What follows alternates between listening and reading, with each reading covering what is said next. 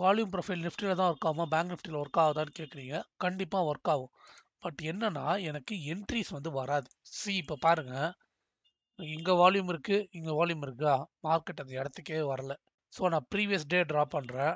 இங்கே பாருங்க, மோர் வால்யூம் இங்கே தானே டிஸ்ட்ரிபியூட் ஆகிருக்கு, மார்க்கெட் இங்கே வந்தோடனே ரியாக்ஷன் வந்திருக்கு. ஓகேவா? ஸோ நான் 3 டேஸ்க்கு இப்போ 3 to 4 டேஸ்க்கு ட்ரா பண்ணுறேன்னா இங்கே பாருங்க, இப்போ மோர் வால்யூம் இங்கே தான் இருக்கு.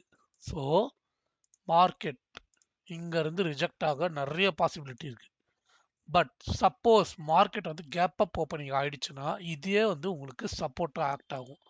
ஸோ உங்களுக்கு ட்ரேட் வந்து எப்படி இருக்கும்னா, மேலே வந்தால் பை, கீழே வந்தால் ஒரு ஷார்ட் பொசிஷன்.